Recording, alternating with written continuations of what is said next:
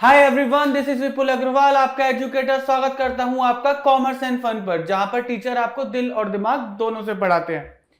तो आज की क्लास में हम लोग करने वाले हैं हमारा इंट्रोडक्शन टू माइक्रो इकोनॉमिक्स का पार्ट 2। पार्ट 1 के अंदर बच्चों हम लोगों ने करा था कि माइक्रो इकोनॉमिक्स होता क्या है। तो हमने स्कार्सिटी को समझा था, उसके बाद इकोनॉमिक प्रॉब्लम को समझा था, देन हमने इकोनॉमिक्स का मीनिंग समझा था, टाइप्स ऑफ इकोनॉमिक स्टेटमेंट देखे थे, पॉजिटिव स्टेटमेंट्स होते हैं, नॉर्मेटिव स्टेटमेंट्स होते हैं, माइक्रो इकोनॉमिक्स मैक्रो इकोनॉमिक्स देखा था और उससे कुछ एग्जाम्पल्स देखे थे। आज की क्लास में हम कुछ नया देखने वाले हैं। हम लोग जो पढ़ने वाले हैं आज की क्लास में, सबसे पहला टॉपिक वो है हमारा central problems of an economy. कि कोई भी एक इकोनॉमी सही, चाहे वो यूएस इकोनॉमी सही, चाहे वो यूरोप इकोनॉमी सही, इंडियन सही, एशियन सही, कोई भी इकोनॉमी सही, उस इकोनॉमी के आगे क्या प्रॉब्लम्स रहती हैं एंड सब इकोनॉमी के आगे वो प्रॉब्लम सेम है। क्यों? क्योंकि जो प्रॉब्लम्स के बारे में अभी हम डिस्कस करने वाले हैं उन प्रॉब्लम्स का रूट कॉज एक ही है, स्कार्सिटी। तो स्कार्सिटी की वजह से वो सेंट्रल प्रॉब्लम्स, वो तीन फंडामेंटल प्रॉब्लम्स हर इकोनॉमी के आगे क्रिएट होती हैं। तो चलिए आज ये उससे स्टार्ट करते हैं हम लोग।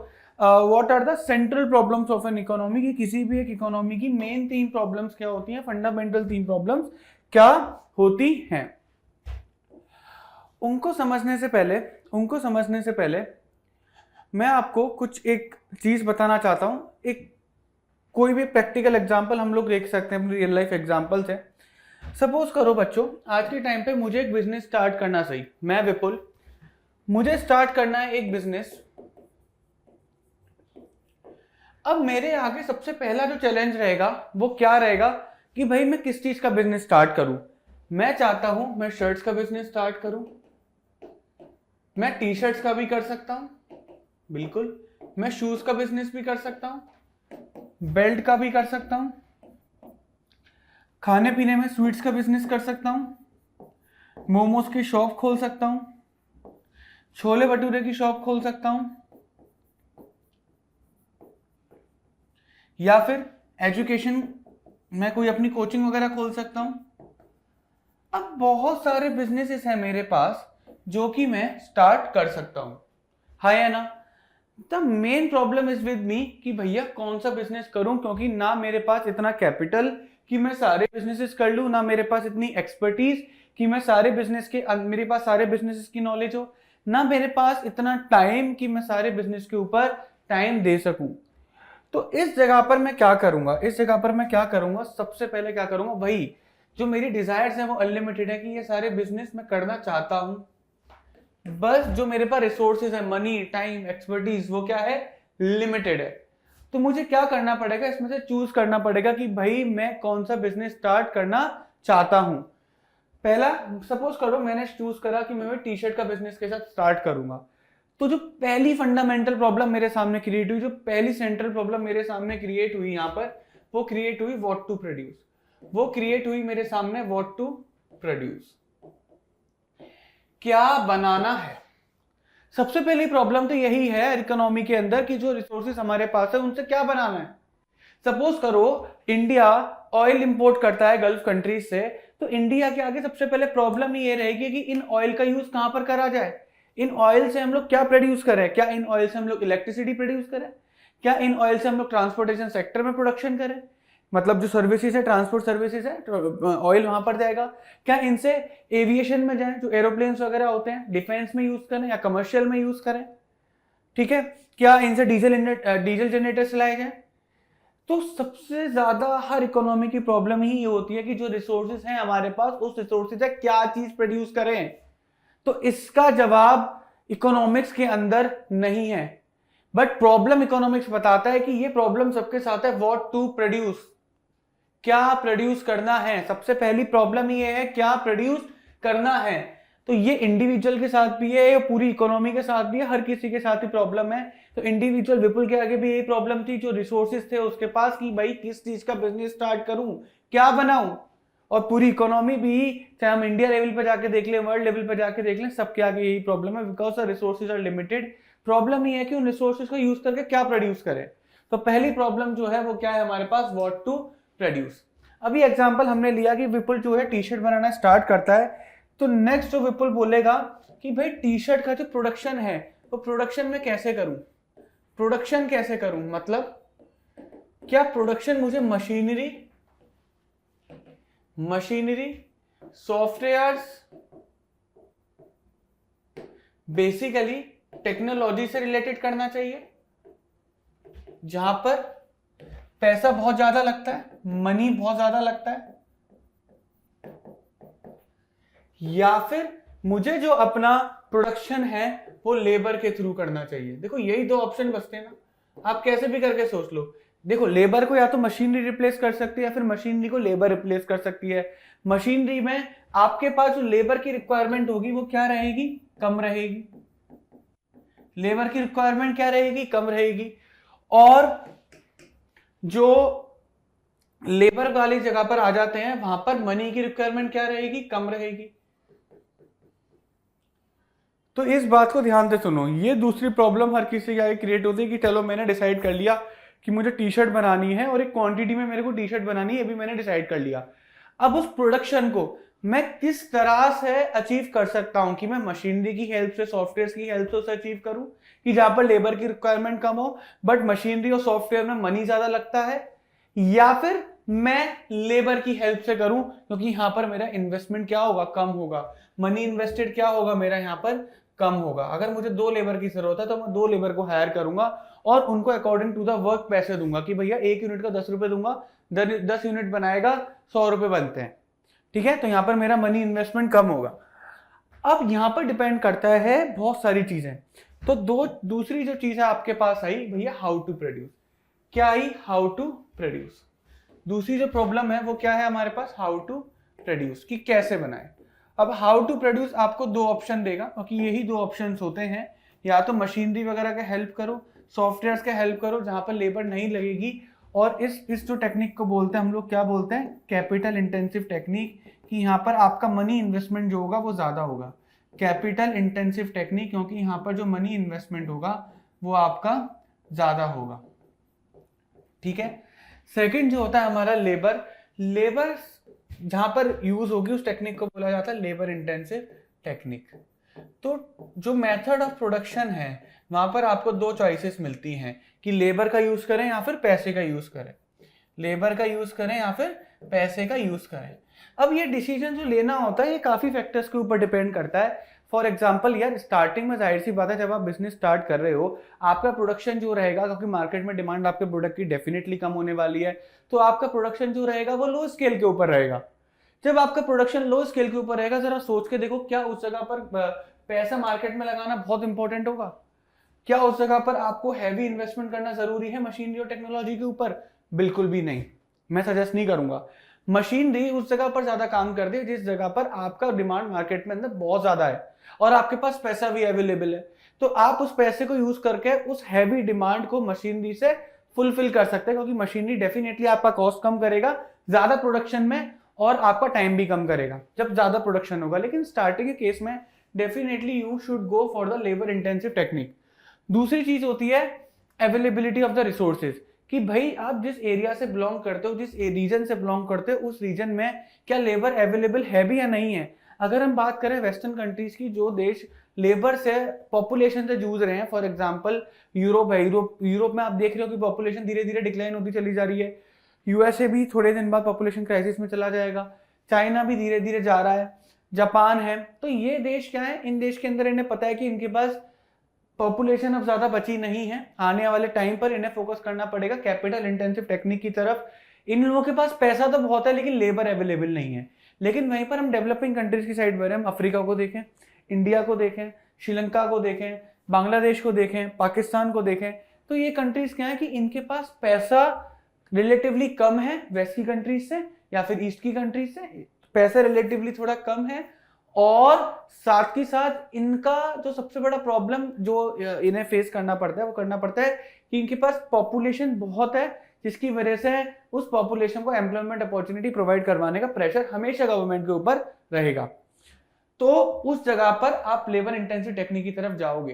तो आज के टाइम पर गवर्नमेंट ये फोकस भी करती है कि जो फैक्ट्रीज हैं, फैक्ट्रीज अपना जो प्रोडक्शन स्केल है वो इस तरीके से करें कि मशीनरी का यूज भी करें but up to a limited extent, और जिस जगह पर लेबर काम कर सकती है उस जगह पर लेबर को ही काम करने दें। ये गवर्नमेंट के एक इनिशिएटिव रहता है गवर्नमेंट का, एक प्रेशर रहता है कंपनीज के ऊपर कि भाई ज्यादा से ज्यादा आप लेबर का यूज करिए उस जगह पर, और कंपनीज यहाँ पर करती भी हैं। क्लियर है? तो काफी चीजों के ऊपर डिपेंड करता है, तो ये भी प्रॉब्लम की रहती है और हमेशा आपको ये प्रॉब्लम देखने को मिलेगी। तो आप जब भी बिजनेस स्टार्ट करोगे, स्टार्टिंग में आप यही सोचोगे यार मशीनरी लगा लूं या लेबर से करवाऊं, मशीनरी लगा लूं या लेबर से करवाऊं, ये काम हाथ से भी हो सकता है लेकिन हाथ से थोड़ा महंगा पड़ेगा, टाइम कंज्यूमिंग है। लेकिन मशीनरी लगाऊंगा जल्दी तो हो जाएगा, टाइम भी कम लगेगा, पैसा भी कम लगेगा, पर जो कैपिटल एक्सपेंडिचर होगा वो बहुत ज्यादा होगा। जो आपका पैसा इन्वेस्ट हो जाएगा वो बहुत ज्यादा हो जाएगा, हो सकता है आप बिजनेस उसकी वजह से ठप भी हो जाते हैं। तो आपको स्टार्टिंग में सोचना पड़ेगा। तो कंडीशन ऑफ द बिजनेस और अवेलेबिलिटी ऑफ द रिसोर्सेज के ऊपर भी ये डिसीजंस आपके रिलाई करते हैं। तीसरा डिसीजन आता है कि भाई आपका जो प्रोडक्ट है वो प्रोडक्ट किस मार्केट के लिए होना चाहिए।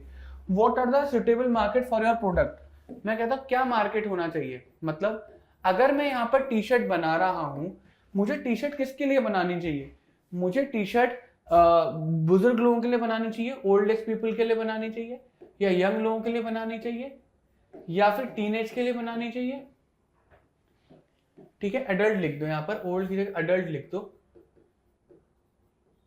या टीनेज के लिए बनानी चाहिए, या फिर मुझे टॉडलर्स वगैरह के लिए बनानी चाहिए, बच्चों के लिए। ठीक है, मास्टर्स जिन्हें बोलते हैं। या फिर मेरे को रिच के लिए, रिच सेक्शन के लिए बनानी चाहिए, मेरे को पुअर सेक्शन के लिए बनानी चाहिए। क्लियर? मुझे फॉर्मल बनाना चाहिए, मुझे कैजुअल बनाना चाहिए। ठीक है, तो ये काफी चीजें मेरे आगे क्रिएट हुई। समर का कलेक्शन रखना चाहिए या विंटर का रखूं? तो ये आगे सबसे ज्यादा मेरे आगे प्रॉब्लम रहेगी कि भैया मेरा मार्केट होना कैसा चाहिए। बच्चों का होना चाहिए, टीनेज का होना चाहिए, बड़ों का होना चाहिए, बूढ़ों का होना चाहिए, फॉर्मल होना चाहिए, कैजुअल होना चाहिए, अमीर वर्ग के लिए होना चाहिए, गरीब के लिए होना चाहिए। What are the suitable market. मैं किसके लिए प्रोडक्ट बनाऊं? वर्ड मैंने क्या बोला? मैं किसके लिए प्रोडक्ट बनाऊं, ये मेरे को बताएगा। ये जो है तीसरी आगे मेरे आगे प्रॉब्लम आई, और इस प्रॉब्लम को हम लोग बोलते हैं for whom to produce. For whom to produce. और ये तीन प्रॉब्लम का सॉल्यूशन किसी ने ढूंढ लिया तो एटलीस्ट उसकी जो इनिशियल प्रॉब्लम्स है वो सॉल्व हो गई, बेसिक प्रॉब्लम्स है वो सॉल्व हो गई। डे टू डे लाइफ की प्रॉब्लम में आपको डेली डिसीजन लेने पड़ेंगे, वो आपके बिजनेस के अंदर डेली क्रिएट होंगी, लेकिन जो फंडामेंटल प्रॉब्लम्स हैं जिससे हर प्रोड्यूसर जूझेगा, हर इकोनॉमी उससे लड़ेगी, तो उस चीज से आप बच के नहीं जा सकते, कोई चांस ही नहीं है। तो ये तीन प्रॉब्लम्स ऐसी हैं। तो कौन कौन सी तीन सेंट्रल प्रॉब्लम्स है हमारे पास? व्हाट टू प्रोड्यूस, क्या बनाना है। सेकंड है हाउ टू प्रोड्यूस, कैसे बनाना है, लेबर का यूज करके, कैपिटल यानी कि मशीनरी वगैरह का यूज करके। थर्ड है फॉर हुम टू प्रोड्यूस, की मार्केट क्या होना चाहिए, किसके लिए बनाना है, किसके लिए बनाना है। आ जाओ, what to produce. What to produce बताएगा selection of goods and services, क्या गुड्स एंड सर्विसेज बना उनको सेलेक्ट करो, बहुत सारे ऑप्शंस होते हैं, कौन सा बनाएंगे उसे सेलेक्ट करो। एंड द क्वांटिटी, तो दो चीज के बारे में बोलेगा, पहला बोलेगा what quantity to be produce, पहले सॉरी व्हाट गुड या फिर सर्विस टू बी प्रोड्यूस, पहले क्या बनाना चाहिए।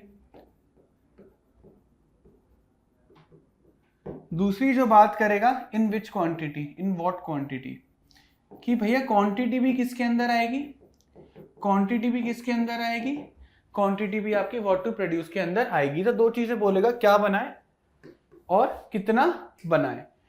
Of the each selected commodity, और जो आप मान के चलो पहले आपने सिलेक्शन करा, मैंने टी शर्ट सेलेक्ट करी तो मैंने सेलेक्ट कर लिया व्हाट टू प्रोड्यूस, क्या बनाना है, अगर उनकी क्वांटिटी भी मुझे व्हाट टू प्रोड्यूस के अंदर ही सेलेक्ट करनी पड़ेंगी। क्लियर है? सेकंड आता है आपके पास how to produce. How to produce बताएगा आपके पास सिलेक्शन ऑफ द टेक्निक, की आप किस टेक्निक का यूज करके अपने गुड्स एंड सर्विसेज का प्रोडक्शन करोगे। और यहाँ पर आपके पास दो ही टेक्निक दी गई है, पहली क्या है, कैपिटल इंटेंसिव टेक्निक।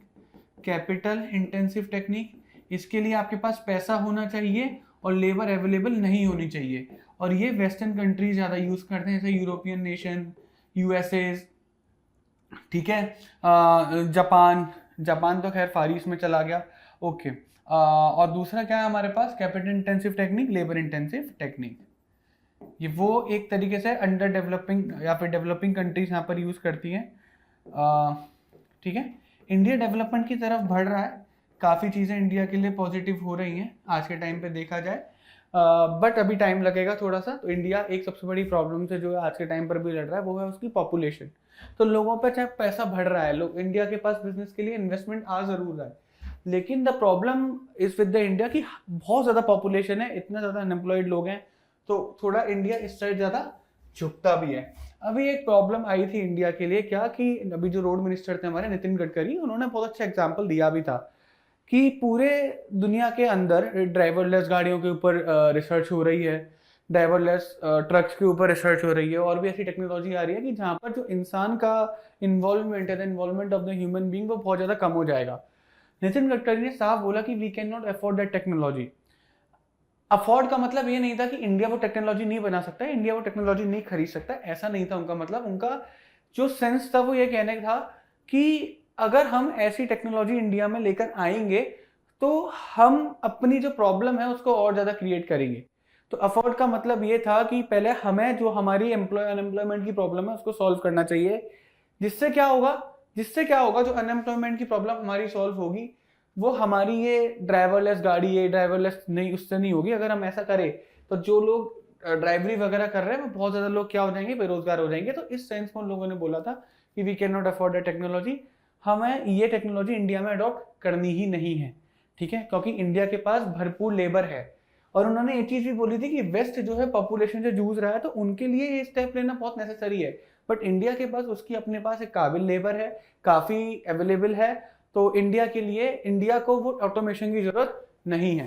तो लोग क्या करते हैं कि ऑटोमेशन को जो है मॉडर्निटी से कर देते हैं, अरे वाह यार ये तो होना चाहिए, तो इंडिया में भी आना चाहिए। द थिंग इज कि वो अपनी ज़रूरत के लिए वो सारी चीज़ें कर रहे हैं, शो ऑफ के लिए नहीं। तो इंडिया को भी शो ऑफ के लिए नहीं, अपनी ज़रूरत के लिए स्टेप लेने चाहिए, इस चीज़ को समझिए, ठीक है। थर्ड है, this problem relates to the distribution of produce goods and services among the individual within the economy, selection the category of people who will ultimately consume the goods and whether the goods for the more poor and the less rich or the more rich and the less poor। Basically बताता है distribution कि मुझे अपना goods किसको distribute करना है, market, क्या मेरा मार्केट होना चाहिए, क्या मेरा टारगेटेड कस्टमर होना चाहिए, डिस्ट्रीब्यूशन में किसको करूँ। तो ये यहाँ पर ये बताएगा, ज़्यादा पुअर को कम रिच को, ज़्यादा रिच को कम पुअर को, और बूढ़ों को छोटों को, ये सारी चीज़ें इसके अंदर सेलेक्ट करेगा। तो आई होप आप लोगों को ये तीनों सेंट्रल प्रॉब्लम्स इकोनॉमी की क्लियर हो गई होंगी। क्लियर है, ओके। तो नेक्स्ट टॉपिक हम लोग पढ़ने वाले हैं वो भी बहुत ज़्यादा इंपॉर्टेंट है, उस टॉपिक का नाम है अपॉर्चुनिटी कॉस्ट। क्या होता है अपॉर्चुनिटी कॉस्ट, इसको समझने की कोशिश करो।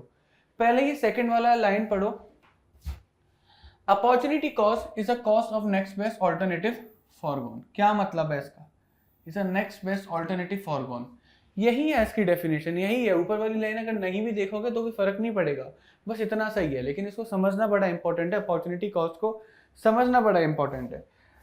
सपोज करो एक लड़का है जिसका नाम है विपुल,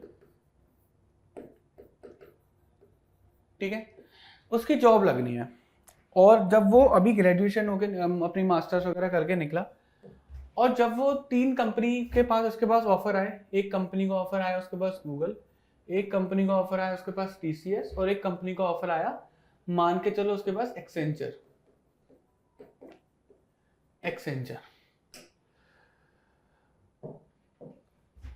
विपुल को गूगल जो था वो ऑफर कर रहा है 42 lakhs पर एनम, एक साल का 42 lakhs देगा।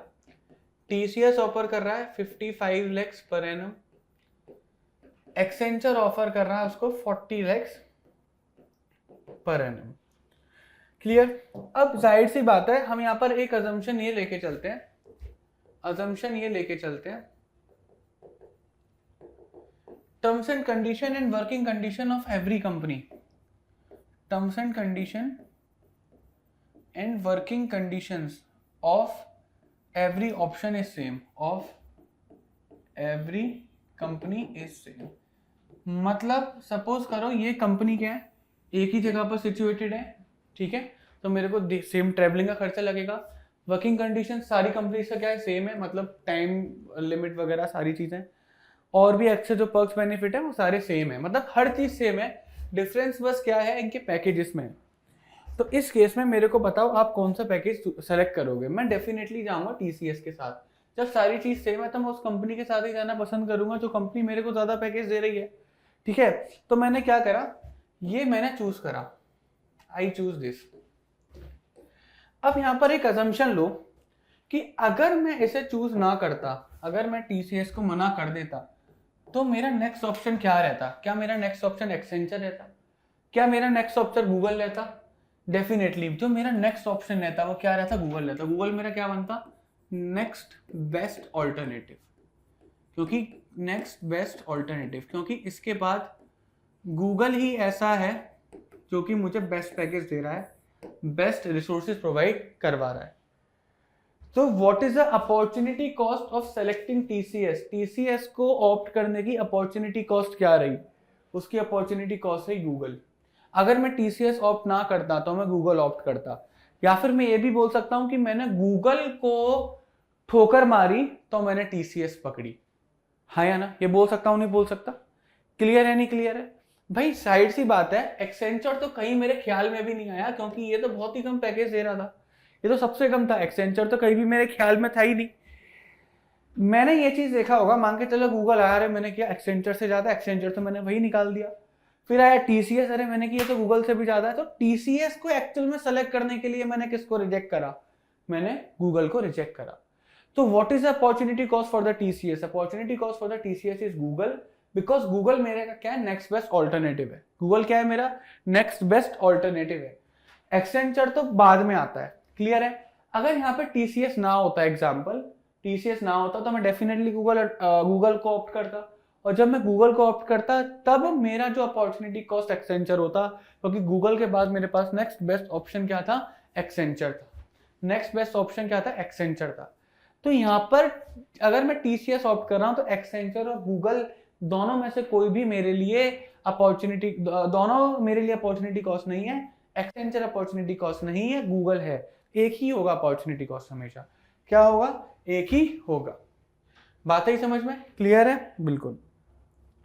तो अपॉर्चुनिटी कॉस्ट क्या है? Opportunity cost is a cost of next best alternative foregone. कि आप कुछ भी लाइफ में सेलेक्ट करते हो तो उससे उसका जो नेक्स्ट बेस्ट ऑल्टरनेटिव होता है, जैसे सपोज करो आप अगर कॉमर्स में बैठे हो तो कॉमर्स का बेस्ट ऑल्टरनेटिव क्या होगा? डेफिनेटली किसी बच्चे के लिए साइंस होगा, किसी बच्चे के लिए आर्ट होगा।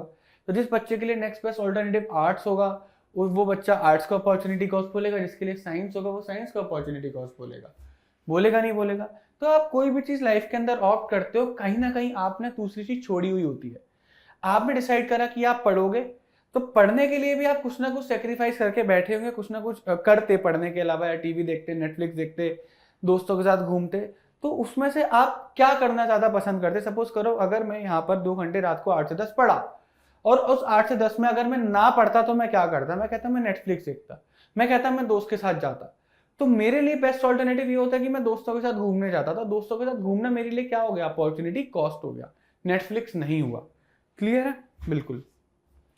The true cost of using economic resources in any project, किसी भी प्रोजेक्ट में जो इकोनॉमिक रिसोर्सेज आप यूज करते हो वो क्या होता है? लॉस होता है। Loss of the alternative output which they might have been produce. यानी कि आप कुछ भी प्रोड्यूस करोगे इकोनॉमी के अंदर, आप कुछ ना कुछ लॉस करके प्रोड्यूस कर रहे होंगे।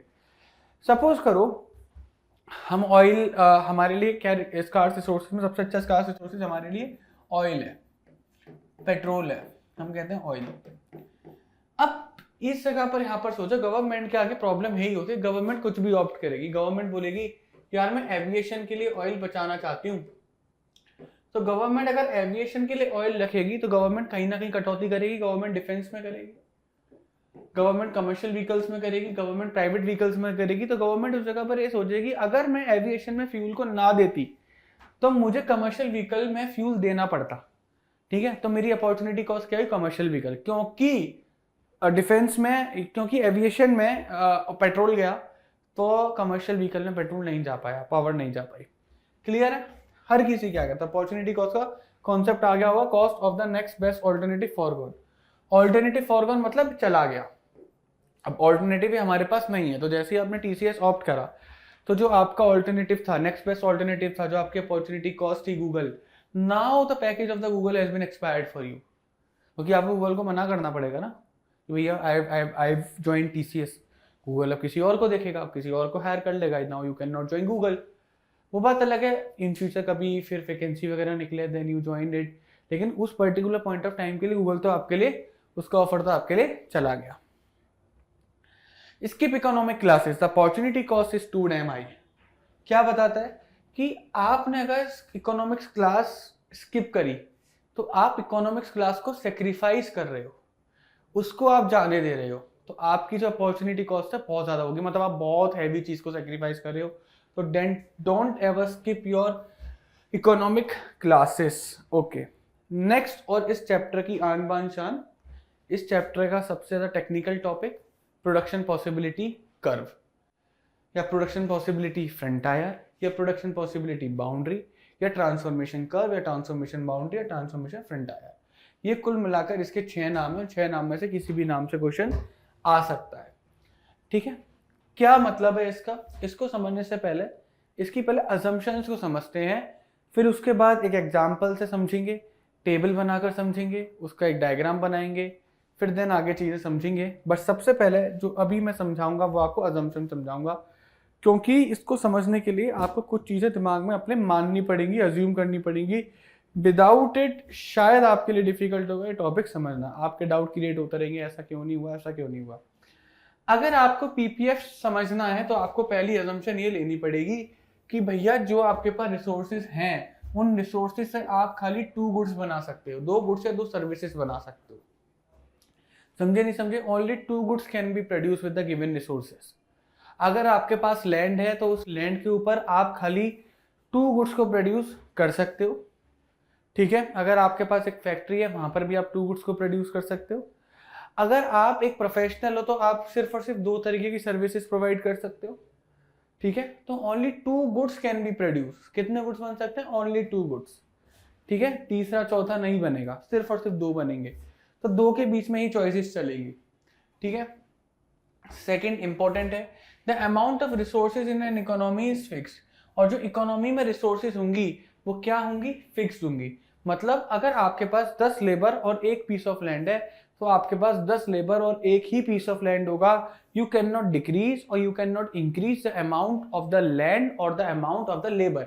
ना तो लेबर इंक्रीज होंगी ना ही लेबर डिक्रीज होंगी। 10 है 10 ही रहेगी, लैंड 1 है 1 ही रहेगी, ना उसका साइज इंक्रीज होगा ना डिक्रीज होगा, ना लेबर बढ़ेगी ना ही कम होंगी। तो resources in the economy will be fixed. हाँ, आप उन रिसोर्सेज को क्या कर सकते हो? ट्रांसफर कर सकते हो from one use to another. Suppose करो आपके पास एक खेत है, उस खेत के ऊपर अभी आप गेहूं उगा रहे हो, वीट उगा रहे हो, तो आप ऐसा हो सकता है कि अपनी लेबर को या फिर अपनी लेबर को और एक छोटे से लैंड के टुकड़े को वीट से ट्रांसफर करके उस पर राइस उगाना स्टार्ट कर सकते हो। तो आपने कुछ लेबर वीट की जगह पर राइस उगाने पर लगा दी, अभी वो वीट उगा रही थी उसको ट्रांसफर करके राइस उगाने पर लगा दिया, और अभी जिस पोर्शन के ऊपर वीट उग रहा था उस पोर्शन के ऊपर राइस उगना स्टार्ट हो गया। ये हो सकता है, ट्रांसफर हो सकती है रिसोर्सेज, लेकिन ना बढ़ सकती ना कम हो सकती। क्लियर? ओके। फोर्थ देखो, नहीं हाँ, तो ये भी इसी का पार्ट है। The level of technology is assume to be constant. तो रिसोर्सेज मतलब रिसोर्सेज के अंदर ही एक पॉइंट और आता है टेक्नोलॉजी। टेक्नोलॉजी भी क्या रहेगी? कांस्टेंट रहेगी, वो भी चेंज नहीं होगी।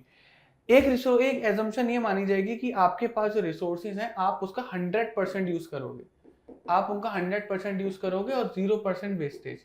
इसका मतलब क्या है? 0% वेस्टेज। अब इसको अगर हम लोग बहुत ज्यादा उसमें लिखेंगे इंग्लिश में तो optimum utilisation, full and efficiently used, full and efficiently utilised, ये वर्ड होते हैं। इसका मतलब ये होता है कि आपने उसका 100% यूज करा, 0% आपने उसकी वेस्टेज करी। ठीक है, यानी कि 10 की 10 लेबर अपने वर्किंग आवर्स पूरे दे रही हैं, वो जरा सा भी उन्होंने टाइम वेस्ट नहीं करा, बैठी नहीं, जो रेस्ट वाला टाइम था वहां पर रेस्ट लिया। 8 वर्किंग आवर्स थे, 1 घंटे का लंच था, तो 7 घंटे उन्होंने डेडिकेटेडली दिए। लैंड का एक एक टुकड़ा फार्मिंग के लिए यूज हो रहा है, कोई भी लैंड का टुकड़ा ऐसा वेस्ट नहीं है कि वो तो कोना खाली पड़ा है या ये वाले एरिया में आप खेती बाड़ी क्यों नहीं करें, ऐसा कुछ भी नहीं है। जितनी भी रिसोर्सेज है, कोई भी रिसोर्सेज आप वेस्ट नहीं करने दे रहे, सारी रिसोर्सेज का यूज कर रहे हो। Resources are not equally efficient in production of all the products. ये अभी समझ में नहीं आएगा, अभी मैं टॉपिक समझा दूं फिर फोर्थ वाला एजम्पशन तब समझ में आ जाएगा। फिलहाल मेरी ख्याल से 4 एजम्पशन आपके लिए बहुत है। जो मेन एजम्पशन है इनके अंदर खाली 2 गुड्स बनेंगे, दूसरा रिसोर्सेज फिक्स रहेंगे, कम नहीं हो सकते, बढ़ नहीं सकते, बट हाँ एक गुड से दूसरे गुड्स पे वो ट्रांसफर हो सकते हैं। वीट बनाने वाला प्राइस पे ट्रांसफर हो सकता है। क्लियर है? टेक्नोलॉजी भी क्या रहेगी, कांस्टेंट रहेगी। टेक्नोलॉजी भी क्या रहेगी, कांस्टेंट रहेगी। कोई भी रिसोर्सेज यहाँ पर वेस्ट नहीं होनी चाहिए। 100% यूटिलाइजेशन आपका होना चाहिए। 100% यूटिलाइज आपका होना चाहिए। आओ अब इसी के ऊपर एक एग्जांपल हम लोग लेके चलते हैं। सपोज करो एक फार्मर है जिसका नाम है आदित्य। आदित्य नाम का एक फार्मर है, उसके पास एक पीस ऑफ लैंड पड़ी हुई है। ठीक है, वही असम्पशन हम लोग लेके चल रहे हैं। ठीक है, पीस ऑफ लैंड है और प्लस उसके पास 10 लेबर्स है। तो अभी आपने एक असम्पशन पढ़ी थी कि जो रिसोर्सेज है वो हमेशा क्या रहेंगी, फिक्स रहेंगी। यानी कि आदित्य के पास हमेशा 10 लेबर्स अवेलेबल रहेंगी, हमेशा 10 लेबर्स अवेलेबल रहेंगी। और क्या रहेगा, एक ये रहेगा, हमारे पास एक पीस ऑफ लैंड रहेगा।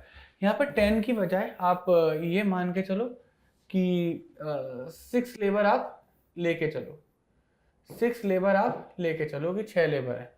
ठीक है, 6 लेबर्स है, अच्छे समझ में आ जाएगा। क्लियर है? अब द थिंग इज आदित्य इसके ऊपर क्या उगाता है, वीट उगाता है। आदित्य इसके ऊपर क्या उगाता है, वीट उगाता है। आदित्य इसके ऊपर वीट उगाता है। पूरी लैंड के ऊपर आदित्य क्या उगा रहा है, वीट उगा रहा है। और उसकी 6 की 6 लेबर वीट उगाने पे काम कर रही है। 6 की 6 लेबर वीट उगाने पे काम कर रही है। क्लियर है? जो आदित्य के पास लेबर यहाँ पर है वीट उगाने के लिए, उसके पास हर कैटेगरी की लेबर है। यानी कि एक लेबर तो ऐसी है जो कि 1 घंटे में 6 वीट उगाती है, इतनी ज्यादा एफिशिएंट है। एक लेबर उसके पास ऐसी है जो 5 वीट उगाती है, मतलब वो इससे थोड़ा सा कम यूटिलाइजेशन करती है, वो इससे थोड़ा सा कम एक्सपर्टीज रखती है। ठीक है, मैंने बोला था ना, all the labours all the resources are not equally efficient, वही है। एक 6 वीट उगा रहा है, एक 5 उगा रहा है। ठीक है, एक लेबर जो है वो सिर्फ और सिर्फ 4 वीट उगाती है 1 घंटे में। 4 केजी मान लो, 400 केजी मान लो, तुम्हारे ऊपर है, यूनिट है। एक लेबर मात्र 3 वीट उगाती है, एक लेबर मात्र 2 वीट उगाती है, और एक लेबर मात्र 1 वीट उगाती है 1 घंटे में। तो आपने देखा कि उसके पास 6 लेबर हैं, लेकिन 6 की 6 लेबर का जो काम है वो अलग अलग है। क्या है, काम है अलग अलग है। अब आदित्य क्या, अब आदित्य कहता है कि मुझे ना इसके ऊपर सिर्फ और सिर्फ वीट नहीं, मुझे थोड़ा सा इसके ऊपर क्या उगाना चाहिए, राइस उगाना चाहिए। आइस नहीं, राइस। ठीक है, चावल उगाने चाहिए। तो मेरे को एक बात बताओ, जो चावल आदित्य उगाएगा तो उसे इसी लैंड के ऊपर उगाने पड़ेंगे, तो डेफिनेटली उसे कहीं ना कहीं से वीट का प्रोडक्शन कम करना पड़ेगा और चावल का प्रोडक्शन बढ़ाना पड़ेगा। हाँ या ना? क्योंकि इसी लैंड के ऊपर उसे किसी जगह पर वीट का प्रोडक्शन हटाना पड़ेगा और चावल का प्रोडक्शन लगाना पड़ेगा। वीट को हटाना पड़ेगा और चावल वहां पर उगाने पड़ेंगे। क्यों? क्योंकि उसके पास लैंड फिक्स है और उस लैंड को पहले भी वो 100% यूज कर रहा था, तो उसे वीट कम करना पड़ेगा राइस बढ़ाने के लिए। ये एक अच्छा कॉन्सेप्ट निकल कर आया कि उसको एक यूनिट को कम करना पड़ेगा अगर वो दूसरी यूनिट का प्रोडक्शन बढ़ाना चाहता है। तो एक यूनिट का प्रोडक्शन कम करना पड़ेगा अगर वो दूसरी यूनिट बढ़ाना चाहता है तो। क्लियर है नहीं क्लियर है? यानी कि पीपीएफ के अंदर हम ये देखेंगे कि एक हम कॉम्बिनेशन ऑफ 2 गुड्स देखेंगे जो कि हम लोग सेम लेबर सेम रिसोर्सेज पे प्रोड्यूस कर सकते हैं। ठीक है, तो अगर मैं यहां पर आप लोगों से बोलूं तो क्या क्या कॉम्बिनेशन बन सकते हैं वीट और राइस के, वीट और राइस के। अब इधर ध्यान से देखना, बहुत इंपॉर्टेंट है। कॉम्बिनेशन वन कि भाई सारी लेबर सारा लैंड वीट बना रहा है, तो कितना वीट बनेगा, कितना वीट बनेगा, 6 + 5 11, 11 + 4 15, 15 + 3 18, 18 2 20, 20 और 1 21, 21 वीट बनेगा। 0 राइस बनेगा या कॉटन बनेगा। ठीक है, 21 वीट बनेगा और 0 क्या बनेगा, राइस बनेगा। ये बात समझ में आई या फिर नहीं आई? 21 वीट बनेगा, 0 राइस बनेगा, क्योंकि जितना भी लैंड था, जितना भी लेबर था, वो किसके ऊपर लगा, वो किसके ऊपर लगा, राइस के ऊपर लगा। क्लियर? सेकंड कॉम्बिनेशन क्या बन सकता है कि हम लोग लैंड का एक छोटा सा टुकड़ा और एक लेबर को उठाकर किसके ऊपर लगा देंगे, राइस बनाने के ऊपर लगा देंगे। तो जरा अपने लॉजिक से बताओ मुझे कौन सी लेबर राइस उगाने के लिए लगानी है, क्योंकि देखो इनमें से किसी को भी राइस उगाना नहीं आता, किसी को भी इनमें से राइस उगाना नहीं आता।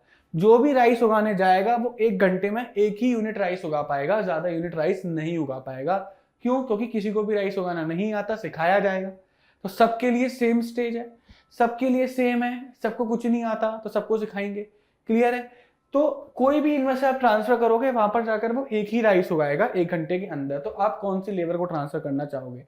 मैं कहूंगा मैं उस लेबर को ट्रांसफर करूंगा जिसे वीट उगाना भी नहीं आता, क्योंकि वो यहाँ पर भी 1 ही वीट उगा रहा है, वहां जाकर भी 1 ही राइस उगाएगा। क्लियर है? तो मेरे को नुकसान क्या होगा? कम होगा। अब कुछ बच्चे सोच रहे होंगे अगर बेटा यहाँ पर मैं 6 वीट वाले को ट्रांसफर कर देता तो मेरे को जो यहाँ पर वीट बचती वो सिर्फ और सिर्फ 15 वीट्स बचती। क्लियर है? नहीं क्लियर है? तो मेरे को ज्यादा नुकसान होता। लेकिन जब मैंने 1 वीट वाले को ट्रांसफर करा तो मेरी अभी भी 20 वीट्स बची हुई है। क्लियर? तो आप जो सबसे पहले लेबर ट्रांसफर करोगे वो लेबर कौन सी ट्रांसफर करोगे? जो कि वीट कम उगा रही थी। तो जो वीट कम उगा, अब राइस से आपका 1 उगा, तो वो एक लेबर आई जो कि 1 राइस उगाएगी, वो 1 ही वीट उगा रही थी जिसका आपका नुकसान हो गया। तो आपका प्रोडक्शन वीट का 21 से क्या हो गया? 20 हो गया। क्लियर? नेक्स्ट देखो, अब आप नेक्स्ट कौन सी लेबर को ट्रांसफर करोगे? जो ये तो गई, अब सबसे कम कौन उगा रहा है वीट? ये वाला, इसको आप ट्रांसफर करोगे। तो आपने जैसे ये लेबर राइस बनाने के ऊपर ट्रांसफर करी तो 1 राइस के बदले में आपका 2 वीट्स का नुकसान हुआ। 1 राइस के बदले में आपका 2 वीट्स का नुकसान हुआ। तो थर्ड पॉसिबिलिटी क्या बनी? आपका 1 और राइस इंक्रीज होकर राइस हो गया आपका 2 और वीट हो गई आपकी 18। क्लियर? इसको हटा दो। अब आप कौन सा ट्रांसफर करोगे? ये। तो आपको 1 राइस के बदले में 3 वीट का नुकसान करना पड़ेगा। तो आपका फोर्थ कॉम्बिनेशन क्या बना कि आपका 1 और राइस बढ़ा, कि अब आप 3 राइस बढ़ा रहे हो लेकिन आपका वीट सिर्फ और सिर्फ 15 उगाया जा रहा है। ऐसे करके फिफ्थ कॉम्बिनेशन आपका बनेगा, ये गया। फिफ्थ कॉम्बिनेशन में आपको 4 वाले को ट्रांसफर करना पड़ेगा, फिफ्थ कॉम्बिनेशन में आपको 4th वाले को ट्रांसफर करना पड़ेगा। तो यहाँ पर 4 राइस बनेंगे और इधर कितनी बनेगी? सिर्फ और सिर्फ आपकी 11 वीट बनेगी। 6th केस में आपको क्या देखोगे? 6th केस में अब ये भी हट गया, अब आपको 5 वाले को ट्रांसफर करना पड़ेगा। तो यहाँ पे 6 राइस बनेगा और यहाँ पर कितना वीट बनेगा? यहाँ पर 5 कम कर दो, 6 वीट बनेगा। 7th केस में 1 2 3 4 5 यहाँ पर बेटा राइस बनेगा। और 7th केस में 7th कॉम्बिनेशन आया, अब यहाँ पर 1 और राइस बढ़ जाएगा और जो लास्ट में लेबर थी जो कि 6 वीट बना रही थी वो भी ट्रांसफर हो जाएगी। यानी कि अब राइस ही राइस बनना है, वीट बिल्कुल नहीं बन रहा। तो आई होप आपको ये चीज समझ में आ गई होगी। तो आपने देखा कि जैसे जैसे राइस का प्रोडक्शन इंक्रीज हुआ वीट का प्रोडक्शन क्या होता चला गया? कम होता चला गया। क्या होता चला गया? कम होता चला गया। अब यहां पर आप एक चीज ये देखोगे, अब यहां पर आ जाओ, देखो राइस यहां पर 1 बढ़ा तो यहां पर राइस यहां पर 1 बढ़ा तो यहां पर 1 वीट का नुकसान हुआ। राइस यहां पर 1 बढ़ा तो यहां पर 2 वीट का नुकसान हुआ। राइस यहां पर 1 और बढ़ा तो यहां पर 3 वीट का नुकसान हुआ। राइस यहां पर 1 और बढ़ा तो यहां पर 4 वीट का नुकसान हुआ। राइस यहां पर 1 और बढ़ा तो यहां पर 1 और बढ़ा, तो मैं डायरेक्ट लिख दे रहा हूं, आपको समझ में आ गया होगा। यहां पे 5 का नुकसान हुआ और यहां पर आपका 6 का नुकसान हुआ। तो क्या मैं अगर आपसे बोलूं कि अपॉर्चुनिटी कॉस्ट के बारे में बोलूं, जिसको मैं मार्जिनल अपॉर्चुनिटी कॉस्ट एमओसी यहां पर लिख देता हूं, तो अगर मैं एमओसी के बारे में बताऊं तो देखना, पहले में तो कुछ है ही नहीं, कुछ बना ही नहीं। दूसरे केस में जब मैंने 1 राइस बनाया, मेरे 1 राइस के लिए मुझे कितना सेक्रीफाइस करना पड़ा? मुझे 1 वीट सेक्रीफाइस करनी पड़ी। तो पहले केस के लिए मेरा जो अपॉर्चुनिटी कॉस्ट आएगा सेकंड वाले कॉम्बिनेशन में 1 वीट आएगा, कि 1 राइस के लिए 1 वीट सेक्रीफाइस करनी पड़ी। नेक्स्ट बेस्ट ऑल्टरनेटिव, राइस अगर मैं ना बनाता तो मैं 1 वीट बना रहा होता। सेकंड वाले केस में जब मैंने 1 और वीट बनाई तो मुझे 1 और राइस जब बनाया तो 2 वीट सेक्रीफाइस करनी पड़ी, 2 वीट सेक्रीफाइस करनी पड़ी। ऐसी थर्ड वाले में 3 वीट करनी पड़ी, यहाँ पे 4 वीट है ना, लास्ट वाले इसमें 5 वीट और लास्ट वाले में 6 वीट। तो आपने क्या देखा, अब सीधी सी बात है, लास्ट में जैसे मैंने एक राइस उगाया, यहाँ पर 6 वीट का नुकसान हुआ, 6 वीट को सेक्रीफाइस करना पड़ा। अगर एक राइस ना उगाता तो 6 वीट बनाता ना मैं, तो नेक्स्ट बेस्ट ऑल्टरनेटिव मेरा 6 वीट होता, तो मेरी ये मार्जिनल अपॉर्चुनिटी कॉस्ट निकल कर आ गई। अगर इसी को मैं किस में लिख दूंगा, इसी को मैं क्या बोलते हैं आपके रेशियोज में लिख दूंगा, तो वो मेरा बन जाएगा मार्जिनल रेट ऑफ ट्रांसफॉर्मेशन। क्या बन जाएगा, मार्जिनल रेट ऑफ ट्रांसफॉर्मेशन, इसे बोलते हैं एमआरटी। अभी सब पढ़ाऊंगा आगे चल के, अभी एमआरटी बस आप इसे याद कर लो। बस इसको मैं क्या कर दूंगा कि एक वीट सेक्रीफाइस करनी पड़ी मेरे को, किसके लिए, एक राइस के लिए। 2 वीट सेक्रीफाइस करनी पड़ी मेरे को एक राइस के लिए, बस रेशियो में लिख रहा हूं, कितनी वीट सेक्रीफाइस करनी पड़ी एक राइस के लिए, 3 वीट। यहाँ पर 4 वीट सेक्रीफाइस करनी पड़ी एक राइस के लिए, यहाँ 5 वीट सेक्रीफाइस करनी पड़ी एक राइस के लिए, यहाँ 6 वीट सेक्रीफाइस करनी पड़ी एक राइस के लिए। कॉन्सेप्ट आई होप आपको क्लियर होगा। बस यही है आपका प्रोडक्शन पॉसिबिलिटी स्केड्यूल। क्या है ये टेबल आपकी, ये टेबल आपकी है production possibility schedule, production possibility schedule.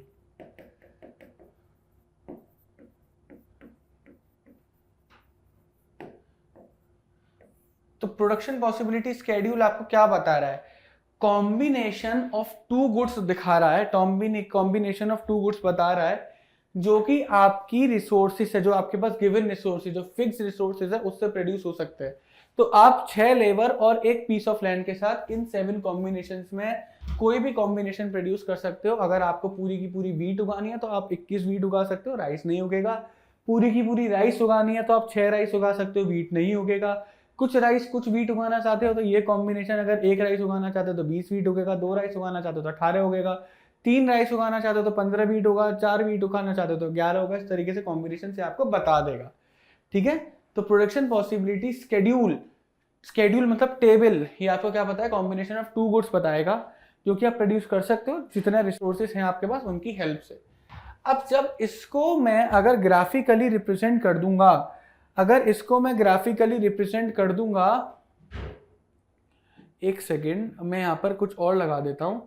हाँ, अगर इसी को मैं ग्राफिकली रिप्रेजेंट कर दूंगा बच्चों, इसी को मैं अगर ग्राफिकली रिप्रेजेंट कर दूंगा तो ये मेरे को क्या देखा जाएगा, ये मेरे को देखा जाएगा मेरा प्रोडक्शन पॉसिबिलिटी कर्व।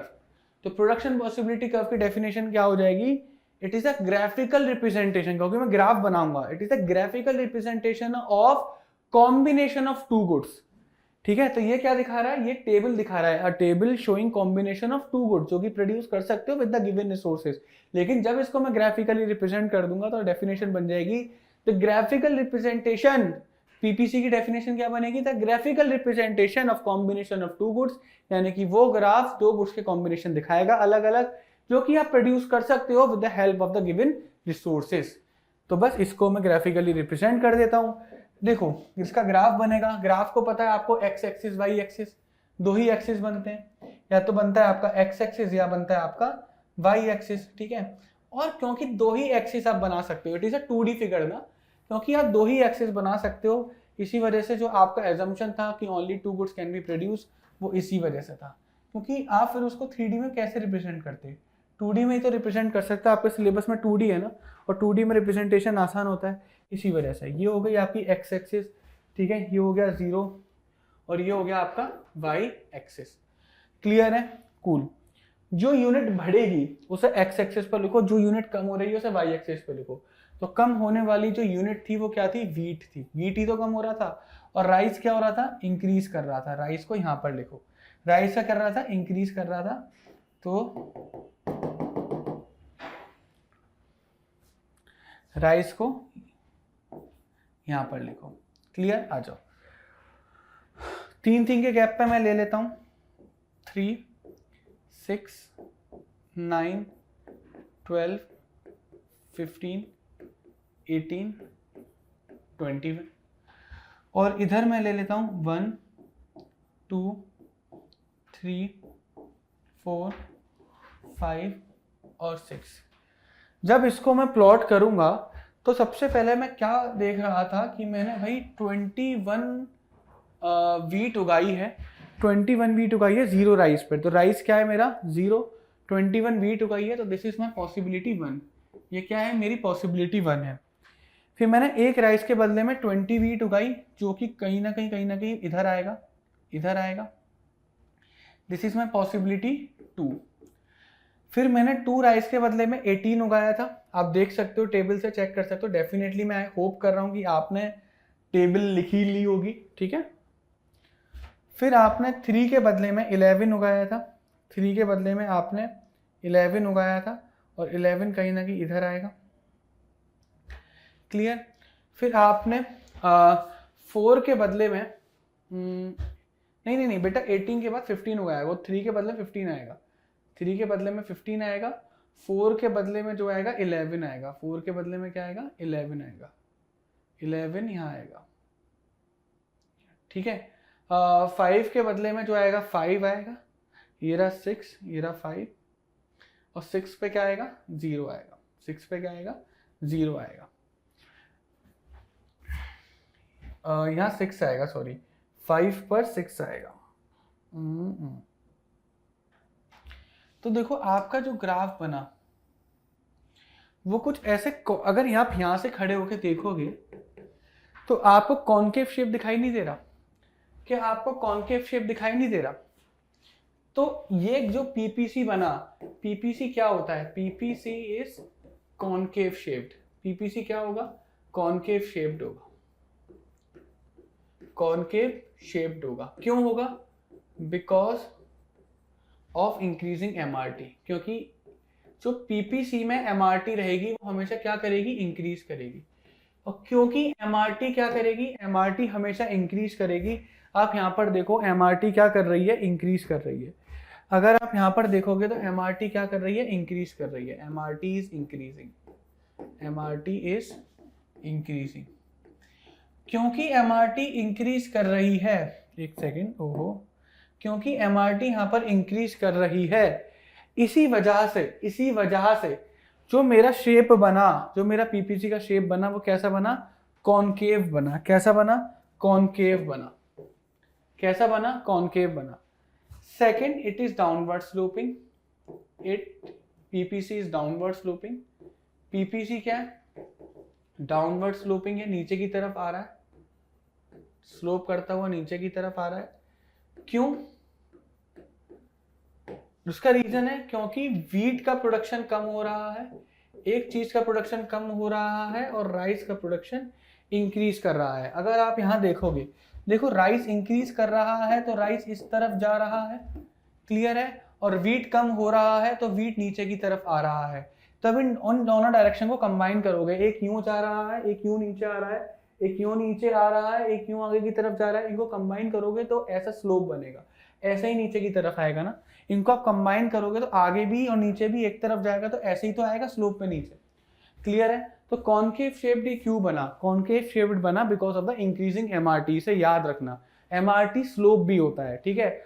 और पीपीसी डाउनवर्ड स्लोपिंग क्यों है, क्योंकि because the production of one goods will be increase by sacrificing the other goods. तो एक ही गुड्स का प्रोडक्शन क्या होगा, कम होगा, तो दूसरे गुड्स का प्रोडक्शन इंक्रीज करेगा, अपोजिट डायरेक्शन में रहेंगे। माइक्रो इकोनॉमिक्स हो चाहे मैक्रो इकोनॉमिक्स हो, आप जितने भी कर्व पढ़ोगे वहां पर अगर आपको अपोजिट डायरेक्शन देखने को मिलता है, जैसे प्राइस और डिमांड की केस में प्राइस बढ़ता है, डिमांड कम होती है, प्राइस कम होता है, डिमांड बढ़ती है, तो यहाँ पर भी आप क्या देख रहे हो, अपोजिट नेचर देख रहे हो। तो अपोजिट नेचर के केस में हमेशा क्या बनेगा, डाउनवर्ड स्लोपिंग ही बनेगा, हमेशा डाउनवर्ड स्लोपिंग बनेगा, ठीक है। और क्योंकि एमआरटी इंक्रीजिंग है तो इस वजह से कैसा बना, ये कॉनकेव शेप्ड बना। कैसा बना, कॉनकेव शेप बना। अब इसकी थ्योरी पर आ जाते हैं। The production possibility frontier refers to the graphical representation. तो बेसिकली ये क्या है, ये ग्राफिकल रिप्रेजेंटेशन है। क्या है ये, ग्राफिकल रिप्रेजेंटेशन है। That combination of the maximum goods और services, combination of maximum goods and services. Maximum word बड़ा इंपॉर्टेंट है, जिसको कि आप एफिशिएंटली प्रोड्यूस कर सकते हो with the giving resources and technology. जो आपके पास रिसोर्सेज है, टेक्नोलॉजी है, उसकी हेल्प कर से आप मैक्सिमम इतना क्रिएट कर सकते हो। तो ये आपकी क्या बताता है, ये आपकी मैक्सिमम कैपेसिटी बताता है कि आपके पास अगर आपके पास अगर एक, अरे यार, अगर आपके पास एक पीस ऑफ लैंड और 6 लेबर हैं, एक पीस ऑफ लैंड और 6 लेबर हैं, तो आप मैक्सिमम इतना प्रोड्यूस कर सकते हो। तो पीपीसी क्या बताता है, मैक्सिमम कैपेसिटी भी बताता है। ये अभी मैंने बता दिया, ठीक है। बस मैंने यहाँ पे कॉटन की जगह क्या क्या बताया था, राइस बताया था। सेम यहाँ पर वही एमओसी आएगा जो पीछे वाले में बताया, और यहाँ पर क्या आएगा, एमआरटी आएगा। अभी पढ़ेंगे एमओसी एमआरटी आगे। प्रोडक्शन पॉसिबिलिटी कर्व भी मैंने आपको बनाकर दिखा दिया। ये आपका आ गया मार्जिनल अपॉर्चुनिटी कॉस्ट जिसे बोलते हैं एमओसी, और मार्जिनल रेट ऑफ ट्रांसफॉर्मेशन जिसे बोलते हैं एमआरटी। तो MOC refers to the number of units, क्या, number of units a commodity sacrifice to gain one additional unit of the another commodity. तो यहाँ पर अगर अनदर कमोडिटी को मैं राइस मान लेता हूँ, तो राइस की एक कमोडिटी को और बनाने के लिए, गेन वन कमोडिटी, और राइस की एक कमोडिटी और बनाने के लिए मैंने कितनी नंबर ऑफ यूनिट्स कमोडिटी के सेक्रीफाइस करे। तो यहाँ पर जो नंबर ऑफ यूनिट जो कमोडिटी मैंने सेक्रीफाइस करी थी वो वीट थी, यानी कि एक राइस उगाने के लिए मैंने कितनी यूनिट्स वीट की सेक्रीफाइस करी, वही मेरा क्या है, मार्जिनल अपॉर्चुनिटी कॉस्ट है। तो पहले एक राइस उगाने के लिए एक यूनिट सेक्रीफाइस करी थी वीट की, एक राइस उगाने के लिए फिर मैंने 2 यूनिट सेक्रीफाइस करी थी। तो हर केस में क्योंकि मेरा मार्जिनल अपॉर्चुनिटी कॉस्ट इंक्रीज हो रहा था, इसी वजह से जो मेरा पीपीसी बना उसका कर्व कॉनकेव शेप्ड था। क्लियर है? इसी वजह से क्या हुआ, एमआरसी इज ऑलवेज इंक्रीजिंग। अगर इसको मैं रेशियो को, एमओसी को मैं रेशियो में लिख दूंगा तो मेरा क्या बन जाएगा, एमआरटी बन जाएगा। एमआरटी क्या होता है, स्लोप भी होता है प्रोडक्शन पॉसिबिलिटी फ्रंटायर का। एमआरटी क्या होता है, प्रोडक्शन पॉसिबिलिटी फ्रंटायर का स्लोप भी होता है। आ जाओ, स्लोप भी होता है। एक ही क्वेश्चन है, इसको हम लोग करते हैं। ये गुड्स एक्स है, गुड वाई है, this is good X, this is good Y. तो डायरेक्टली मैं आपको करके दिखा देता हूँ ना। यहाँ पर हमें क्या निकालना है, एमओसी या एमआरटी निकालनी है। चलो कोई नहीं, पूरा कर देते हैं, एक्स वाई एमओसी और एमआरटी, ठीक है। अब थोड़ा सा यहाँ पर ना लॉजिक लगाना है, थोड़ा सा यहाँ पर आपको लॉजिक लगाना है, लॉजिक के साथ ही सोचना है। एक्स जो है बढ़ रहा है, एक्स जो है बढ़ रहा है, तो एक काम करते हैं, वाई जो है कम हो रहा है, उसे पहले यहाँ पर लिख देते हैं। तो यहाँ वाई लिख देते हैं या एक्स लिख देते हैं। एक्स बढ़ रहा है, 0 बढ़ा 10 20 30 40, और y क्या हो रहा है, कम हो रहा है, यानी कि 200 180 140 80 100 80 और 0। क्लियर?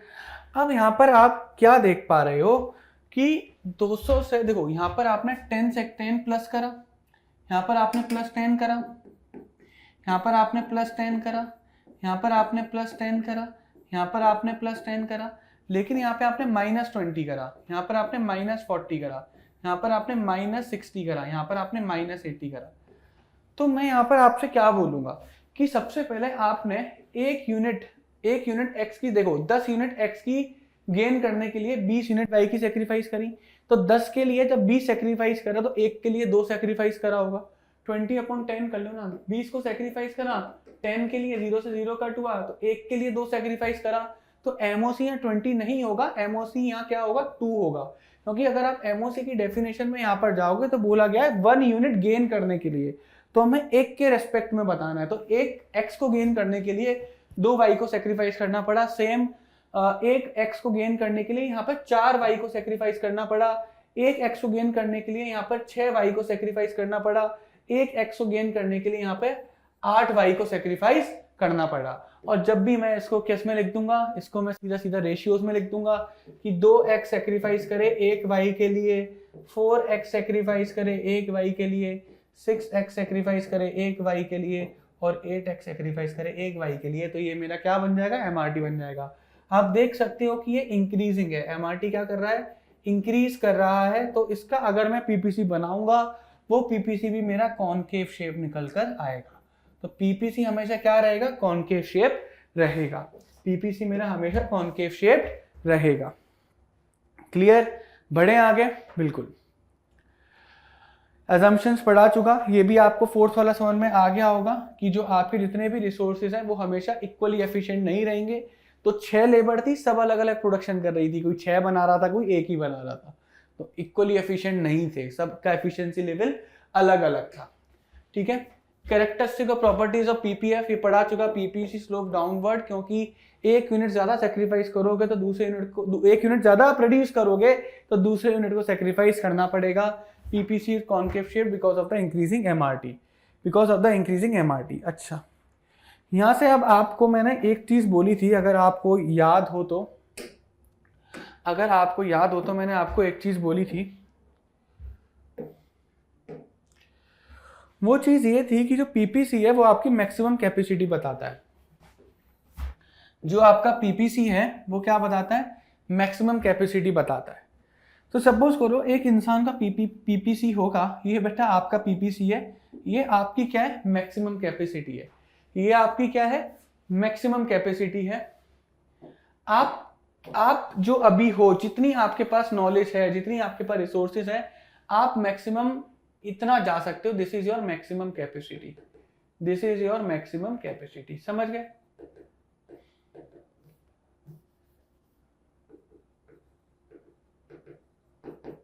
क्लियर है, नहीं क्लियर है? बिल्कुल। अब देखो, ये बच्चों ये आपकी औकात ही बोल सकता हूं मैं, बिल्कुल।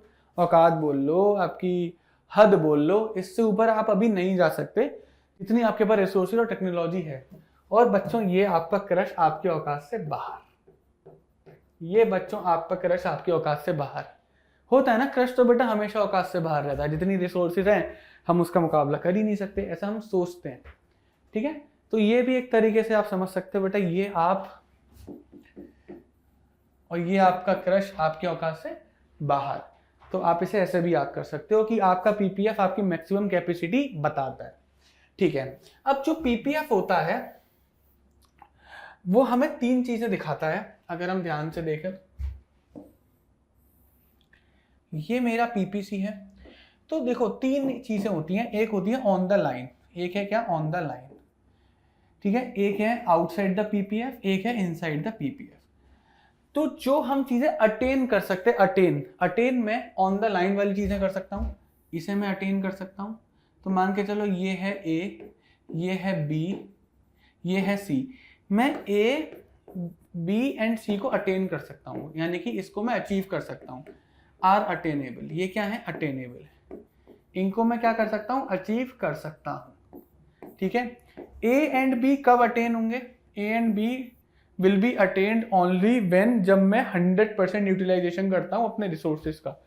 जब मैं अपना 100% देता हूं, यानी कि जितने मेरे पास रिसोर्सेज हैं उनका मैक्सिमम यूटिलाइजेशन करता हूं, ऑप्टिमम यूटिलाइजेशन करता हूं, इफेक्टिव यूटिलाइजेशन करता हूं, तो मैं अपनी मैक्सिमम कैपेसिटी में पहुंचूंगा, अपनी औकात वाली लाइन पे पहुंचूंगा, अपने पीपीसी पे पहुंचूंगा, फैक्ट्री के पीपीसी पे पहुंचा जाएगा जब आप अपने रिसोर्सेज को 100% यूटिलाइज करोगे।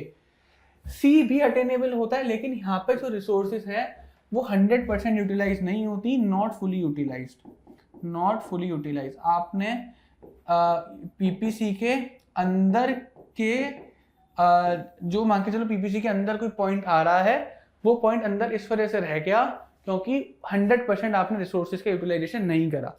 अगर आप अपने रिसोर्सेज का 100% यूटिलाइजेशन करोगे तो आप मैक्सिमम लाइन तक पहुंच सकते हो, लाइन के बाहर नहीं जा सकते। अब मान के चलो ये पॉइंट डी है, डी तो हमेशा क्या रहेगा, अनअटेनेबल रहेगा। क्रश है ना बेटा, क्रश है ना। आपकी औकात अगर यहीं तक है, आप यहीं तक जा सकते हो, यहाँ तक आप नहीं पहुंच सकते with the given resource and technology. तो अगर आप टेक्नोलॉजी को इंप्रूव करोगे, रिसोर्सेज को इंप्रूव करोगे, डेफिनेटली आप वहां के आगे भी पहुंच सकते हो। समझे या फिर नहीं समझे? क्लियर है? तो attainable points and non attainable points यहाँ पर देखो, attainable points and non attainable points. मान के चलो एक मैंने यहाँ पे पीपीएफ बनाया, ये एक पॉइंट रखा मैंने डी, ये रखी मैंने ए, बी, ये रखी मैंने सी। तो अटेनेबल कौन से हैं, ए है, बी है एंड सी है। लेकिन अगर मैं ऑप्टिमम यूटिलाइजेशन ऑफ रिसोर्सेज करता हूं तो ए एंड बी है। तो अगर आप अपने रिसोर्सेज का 100% यूज करोगे तो आप लाइन के ऊपर पहुंच जाओगे। लेकिन अगर आप अपने रिसोर्सेज का 100% यूज नहीं करते तो आप सी को अटेन तो कर लोगे, अटेनेबल तो है, यहां तक आप पहुंच तो आराम से जाओगे, लेकिन आप अपने रिसोर्सेज का 100% यूज नहीं करोगे। क्लियर है? तो सी से आप बढ़ के ए बी तक पहुंच सकते हो अगर आप अपने रिसोर्सेज का 100% यूज करोगे तभी। Clear? Unattainable combination definitely D है क्योंकि ये पीपीसी कर्व के बाहर है। आप गिवन रिसोर्सेज के साथ इस पॉइंट तक तो पहुंच ही नहीं सकते क्योंकि मैक्सिमम कैपेसिटी आपकी ये लाइन है, ये आपकी बाउंड्री बताता है, आपका फ्रंटायर बताता है। इसी वजह से तो पीपीसी का नाम प्रोडक्शन पॉसिबिलिटी कर्व तो चलो ग्राफ के बेसिस पे दे दिया, फ्रंटायर और बाउंड्री क्यों रखा गया? फ्रंटायर का मतलब होता है बेटा एक तरीके से बॉर्डर। जब हम एक इंडियन फ्रंटायर की बात करते हैं तो इंडियन बॉर्डर, इंडिया की लिमिट वहीं तक है, तो ऐसे इसका नाम फ्रंटायर रखा गया क्योंकि पीपीसी की लिमिट वहीं तक है। ठीक है। बाउंड्री क्यों रखा गया इसका नाम, क्योंकि बाउंड्री भी एक तरीके से मैक्सिमम लिमिट बताता है, अपनी बाउंड्री में रहे, this is your boundary, this is your homes boundary, this is the limitation of your house. तो ऐसी तरीके से लिमिट बताता है। क्लियर है नहीं क्लियर है, आगे बढ़े। कूल। अगर हमें पीपीएफ के अंदर चेंज करना है, यानी कि पीपीएफ को राइट वर्ड करना है, पीपीएफ को लेफ्ट वर्ड करना है, तो दो चीजों के अंदर चेंज कर दो, पीपीएफ के अंदर चेंज आ जाएगा क्या, रिसोर्सेज एंड टेक्नोलॉजी। अगर आप रिसोर्सेज एंड टेक्नोलॉजी इंक्रीज कर दोगे तो पीपीएफ इंक्रीज होकर राइट वर्ड पहुंच जाएगा। अगर आप रिसोर्स एंड टेक्नोलॉजी को कम कर दोगे तो पीपीएफ लेफ्ट वर्ड पहुंच जाएगा। समझे या फिर नहीं समझे।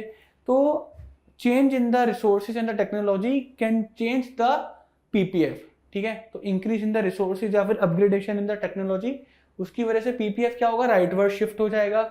और डिग्रेडेशन इन द टेक्नोलॉजी या फिर डिक्रीज इन द रिसोर्सेज की वजह से पीपीएफ लेफ्ट वर्ड शिफ्ट हो जाएगा। तो यहां पर देखो, शिफ्ट इन द पीपीएफ सबसे पहले आता कब है, शिफ्ट इन द पीपीएफ तब आता है जब change in the productive capacity, यानी कि प्रोडक्शन कैपेसिटी में क्या होगी, चेंज होगा, मतलब रिसोर्सेज में चेंज होगा, टेक्नोलॉजी में चेंज होगा, with respect to both the goods. भैया दोनों गुड्स के रेस्पेक्ट में, जैसे व्हीट और राइस था ना, तो व्हीट के रेस्पेक्ट में भी रिसोर्सेज टेक्नोलॉजी चेंज होंगे, राइस के रेस्पेक्ट में भी रिसोर्स एंड टेक्नोलॉजी चेंज होंगे, दोनों के रेस्पेक्ट में चेंज होंगे। ऐसा नहीं होगा कि व्हीट के रेस्पेक्ट में चेंज हो गए, राइस के रेस्पेक्ट में चेंज नहीं हुए, राइस के रेस्पेक्ट में चेंज हो गए, व्हीट के रेस्पेक्ट में चेंज नहीं हुए, नहीं, दोनों केस में होगा। क्लियर है। तो right word shift in PPF कब होगा, जब दोनों गुड्स के केस में, यानी कि व्हीट और राइस के केस में टेक्नोलॉजी भी बढ़ गई, एडवांसमेंट ऑफ टेक्नोलॉजी, और रिसोर्सेज भी इंक्रीज कर गए, तो हमारा पीपीएफ क्या करेगा, राइट वर्ड शिफ्ट कर जाएगा कुछ इस तरीके से, कुछ इस तरीके से। This is your shift in right word shift in the PPC, right word shift. ठीक है। अगर दोनों गुड्स के रेस्पेक्ट में टेक्नोलॉजी डिग्रेड कर गई, जब वॉर वगैरह होता है कि आंधी तूफान आते हैं, सुनामी बोल सकते हैं, या अर्थक्वेक वगैरह आते हैं, तो टेक्नोलॉजी डिग्रेड होती है, रिसोर्सेज डिक्रीज हो जाती हैं, तब क्या होता है, लेफ्ट वर्ड शिफ्ट हो जाता है। क्या हो जाता है, लेफ्ट वर्ड शिफ्ट, कुछ इस तरीके से, इसे बोलते हैं क्या, लेफ्ट वर्ड शिफ्ट। देखो दोनों उसमें कुछ अंतर है नहीं, वैसे दोनों ग्राफ में कुछ फर्क है नहीं, बस एरोस का फर्क है, तो एरो बहुत इंपॉर्टेंट है। ऐसे नहीं बिना एरो के ऐसे ही बनाकर आ गए इस तरीके से। अब मुझे क्या पता लग रहा है मैं लेफ्ट वर्ड शिफ्ट है राइट वर्ड शिफ्ट है, एरो ही तो बताएगा। अब दोनों के अंदर ऐसा मत कर देना कि ऐसे पेपर में मत लिखाना, एक एरो ऐसे एक एरो ऐसे, टीचर का दिमाग खराब हो जाएगा, और टीचर का दिमाग खराब होगा नंबर काट देगा। तो अलग अलग बनाकर आना कुछ इस तरीके से। ठीक है, आ जाओ। अच्छा, अगर क्या हो अगर कि एक ही यूनिट के केस में इंक्रीज हो या डिक्रीज हो, कि मैं कहता हूं एक्स के केस में इंक्रीज हुआ और डिक्रीज हुआ तब भी एक्स के केस में हुआ, तो चेंज हमें देखने को मिला सिर्फ और सिर्फ एक्स एक्सिस वाले गुड्स के केस में। तो अगर ध्यान से देखना, अगर एक्स एक्सिस वाले केस में रिसोर्स, देखो ये नॉर्मल पीपीसी है, अगर एक्स एक्सिस वाले केस में रिसोर्सेज इंक्रीज हुए या फिर टेक्नोलॉजी अपग्रेड हुई, तो एक्स एक्सिस पे जो गुड्स होगा उसका पीपीएफ इंक्रीज कर जाएगा। क्या कर जाएगा, उसका पीपीएफ इंक्रीज कर जाएगा। तो यहाँ पर आप देख पा रहे होंगे कि वाई में तो कोई भी चेंज नहीं आया, वाई तो वही की वही है, लेकिन एक्स में क्या आ गया, चेंज आ गया। ठीक है, अगर एक्स के केस में डिग्रेडेशन हो रहा है तो डिक्रीज भी हमें एक्स के केस में ही देखने को मिलेगा, वाई का पीपीसी तो वहीं की वहीं रहेगा। क्लियर है। इसको हम लोग बोलते हैं रोटेशन। क्या बोलते हैं, रोटेशन। तो जब भी इंक्रीज होगा तो रोटेट टू द राइट हो जाएगा, डिक्रीज होगा तो रोटेट टू द लेफ्ट हो जाएगा। समझे, इसको बोलते हैं रोटेशन। क्योंकि ध्यान से देना, शिफ्टिंग क्या होती है, शिफ्टिंग क्या होती है, पूरा का पूरा इस तरीके से शिफ्ट करना। देखो ध्यान से, पूरा का पूरा इस तरीके से शिफ्ट करना, ये शिफ्टिंग हुई। रोटेशन क्या होता है, ये देखो, दिस इज अ रोटेशन। ये क्या होगा, दिस इज अ रोटेशन। जो एक्सिस होती है वो सेम रहती है, ध्यान रखना, जो एक्सिस है वो क्या है, सेम है। तो जो एक्सिस है वो क्या है, सेम है, इस वजह से इसका नाम रोटेशन रखा गया। यहाँ पर शिफ्टिंग हुई थी क्योंकि पूरा का पूरा चेंज कर रहे हैं। जब वाई के केस में करेंगे तो एक्स क्या रहेगा, स्टेबल रहेगा, एक्स क्या रहेगा, सेम रहेगा। ठीक है, तो ये नॉर्मल पीपीएफ। अगर वाई का प्रोडक्शन इंक्रीज करेगा तो एक्स सेम रहेगा, वाई कुछ इस तरीके से आ जाएगा, एक्स सेम रहेगा, वाई कुछ इस तरीके से आ जाएगा। राइट वर्ड रोटेशन मतलब इंक्रीज करेगा, और जब कम हो जाएगा तो कुछ इस तरीके से आ जाएगा। लेफ्ट वर्ड रोटेशन यानी कि डिक्रीज कर गया, लेफ्ट वर्ड रोटेशन यानी कि डिक्रीज कर गया। क्लियर है। ये एक क्वेश्चन है, इसको एक बार देख लो, अपॉर्चुनिटी कॉस्ट का है। Ramesh is working at a salary of 35,000 per month. Cool. He received 2 job offers to work as an accountant at a salary of 30,000 per month, to work as a sales manager at a salary of 25,000 per month. In the given case, his opportunity cost will be. तो opportunity cost का जो मैंने आपको बताया था, होता था next best alternative, वो अभी यहाँ पर है, ठीक है। अगर इस जगह पर काम ना कर रहा होता तो किस जगह पर काम कर रहा होता? वो काम कर रहा होता अकाउंटेंट की तरह 30,000 पर मंथ पर। तो उसकी जो अपॉर्चुनिटी कॉस्ट है वो है क्या है, 30,000 पर मंथ। तो नेक्स्ट बेस्ट ऑल्टरनेटिव वही है, तो 25,000 से कोई लेना देना है ही नहीं। क्लियर? तो यहाँ पर बच्चों आपका ये चैप्टर खत्म होता है। आई होप आपको ये लेक्चर बड़ा अच्छा लगा हो, बहुत ही मैंने मन से बनाया है।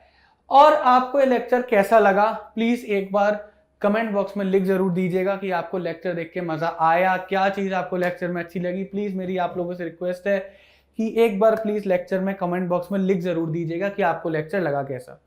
अगर आपको ये लेक्चर अच्छा लगा हो तो हमारी इस वीडियो को लाइक जरूर करिएगा, चैनल को सब्सक्राइब जरूर करिएगा, और ऐसे ही हम आपके लिए अमेजिंग वीडियोस लाते रहेंगे। Good bye everyone, take care, मिलते हैं फिर ऐसी नेक्स्ट वीडियो में, बाय बाय।